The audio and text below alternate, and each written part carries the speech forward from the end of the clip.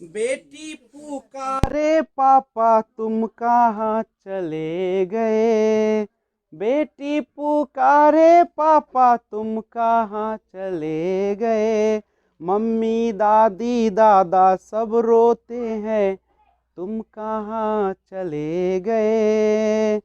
लौट आएंगे आप जल्दी ऐसा कह के कहाँ तुम चले गए।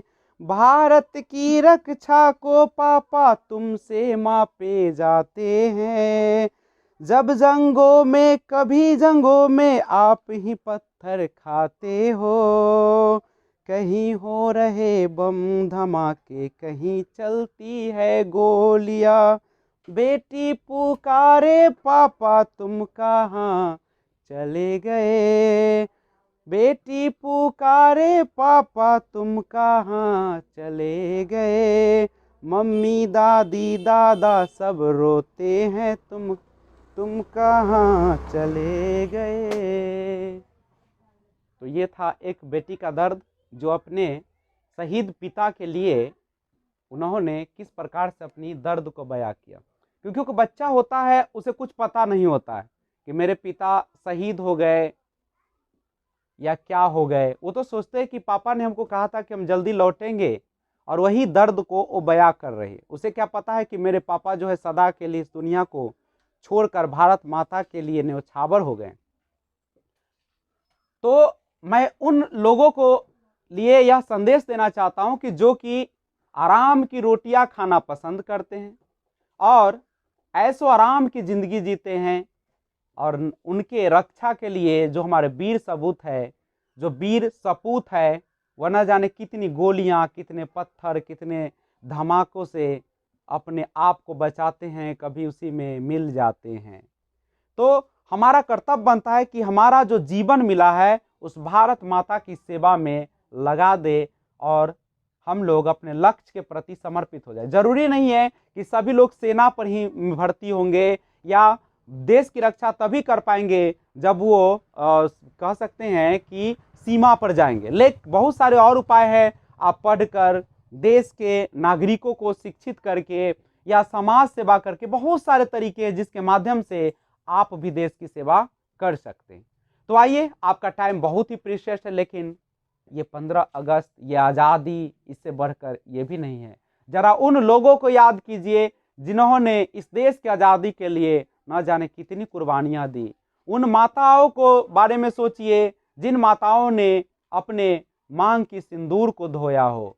उन बेटे और बेटियों के बारे में सोचिए जिन्होंने अपने पिता को खोया हो, अपनी माता को खोया हो। तो हमारा कर्तव्य है कि हम सच्चे दिल से जो काम करें उसमें लगे रहें। तो 15 अगस्त की एक बार फिर से हार्दिक स्वागत है आप सबका, और ढेर सारी आपको शुभकामनाएं देता हूं। आप अच्छे से मनाएं, अपने देशवासियों के लिए सोचें। This is Vijay Rajpushp and welcome to learner eyes by VRP. तो आइए आज हम लोग पार्ट पी लेकर आए हैं, Indian civilisation and culture, Mahatma Gandhi के द्वारा लिखी गई। क्वेश्चन नंबर 5 है। इसके पहले 1 से 4 तक मैंने पार्ट ओ में कर दिया है। अब आप पार्ट किसको देखेंगे? पार्ट पी के बारे में जानने का प्रयास करें। तो देखिए, क्वेश्चन नंबर 5 से स्टार्ट करते हैं। 5 नंबर क्वेश्चन है, व्हाई डिड आवर एंसेस्टर्स, क्यों हमारे पूर्वजों, डिस्यूड, डिस्यूड का मतलब क्या होता? डिसवेड का मतलब होता है हम अलग करना या उसे दूर रखना। Why did our ancestors dissuade us from luxuries and pleasures? Luxuries and pleasures. क्यों हमारे पूर्वजों ने लग्जरी, आरामदायक और खुशियां देने वाली वस्तुओं से हम लोगों को अलग रखे? Did they do right thing? क्या उन्होंने यह सही किया? आंसर है, our ancestors, हमारे पूर्वजों, dissuaded us from luxuries and pleasures. हमारे पूर्वजों ने डिसवेडेड, हमें अलग रखा, अस माने हमें अलग रखे, फ्रॉम से, किससे?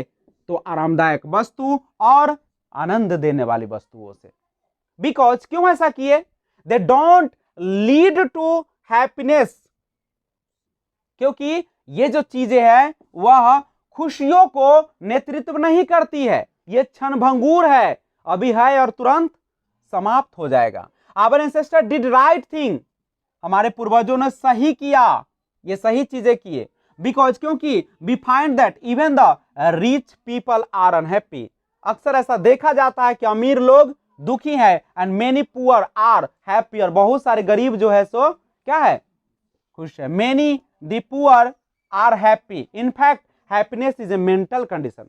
खुशियां जो होती है वास्तव में, हैप्पीनेस माने खुशियां, वह वास्तव में कैसी स्थिति है, मेंटल माने मानसिक, और कंडीशन माने स्थिति। यह हमारे मानसिक स्थिति है, मन पर डिपेंड करता है। मानो तो देव, नहीं तो पत्थर।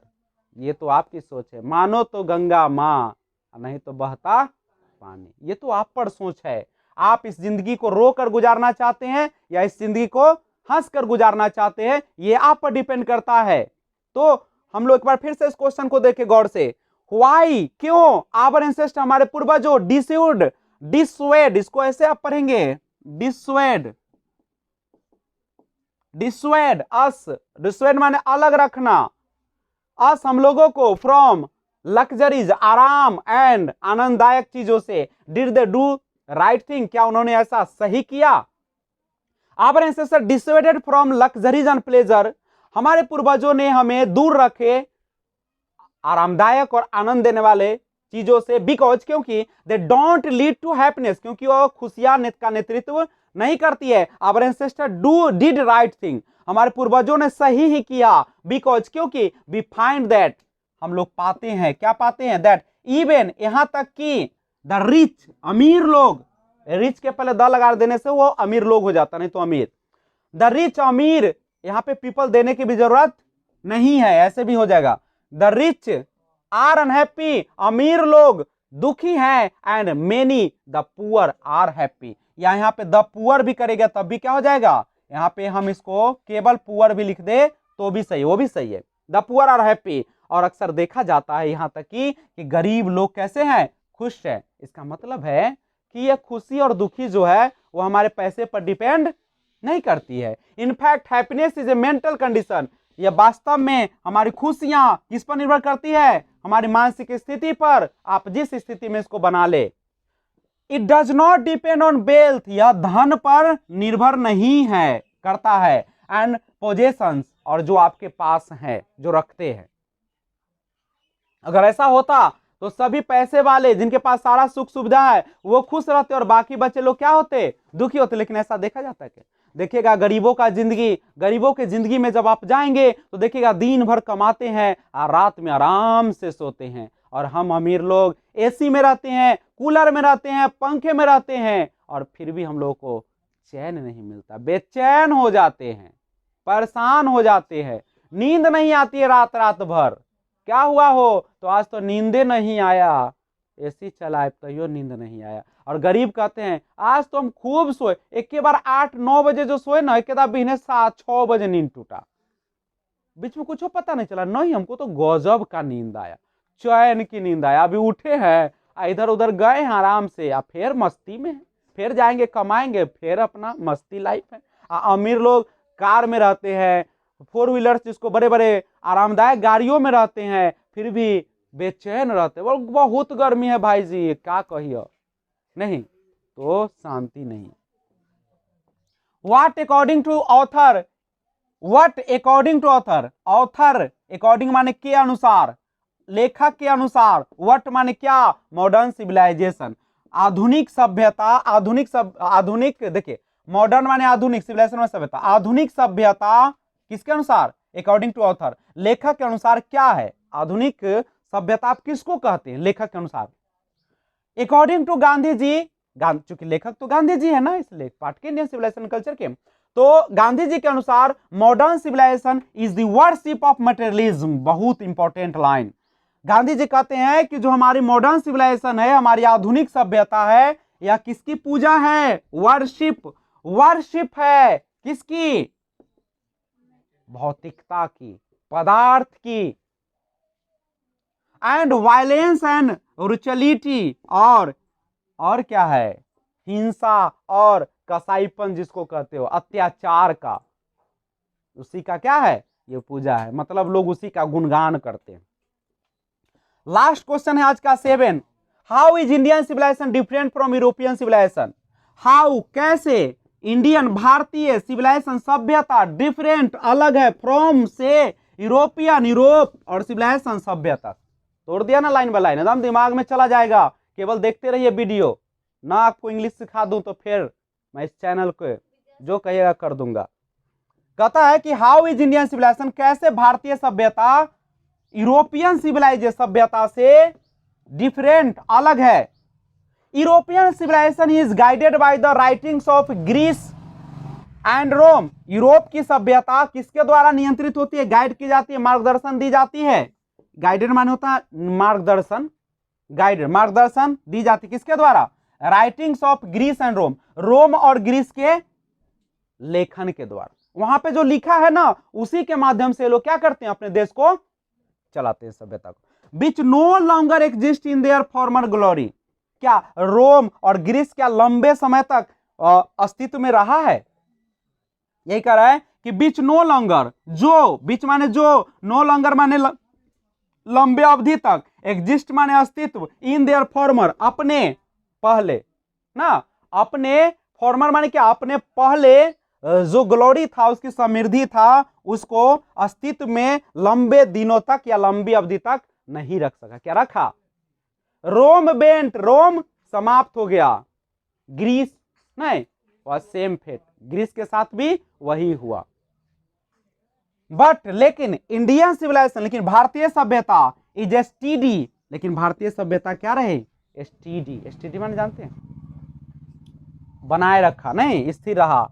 Because it follows the path, उन्होंने एक रास्ता को अपनाया, that our ancestors made for us, जो दैट, आप यहां पे दैट माने क्या होगा, जो आवर हमारे एंसेस्टर पूर्वजों ने मेड फॉर अस, हम लोगों के लिए, अस माने हम लोगों, फॉर माने के लिए, मेड माने बनाए, यानी हमारे पूर्वजों के रास्ते पर बनाए हुए रास्ते पर चले, इसीलिए वह स्थिर है, डायनेमिक नहीं ना, गतिशील तो नहीं है।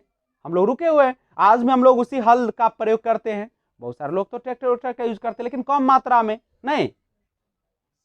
तो हम लोग आज भी अपने हाथों पर विश्वास करते हैं। आज भी महिलाएं दूब जब आ जाती है अपने घर के आसपास तो खुरपी से उसे हटाती है, इन्हें की मशीन ले आया छील दिए, ऐसा नहीं करती। तो इसीलिए हमारी सभ्यता क्या है, अभी जीवित है। तो आप लोग ध्यान रखेंगे इसे। तो 15 अगस्त की हार्दिक शुभकामनाओं के साथ आज का क्लास हम यहीं पे समाप्त करते हैं और मिलते हैं फिर एक और लाजवाब वीडियो के साथ। तब तक बने रहिए, स्टे होम स्टे सेफ, घर पे रहिए, सुरक्षित रहिए। Thanks for watching, keep watching. जय हिंद, जय भारत, वंदे मातरम।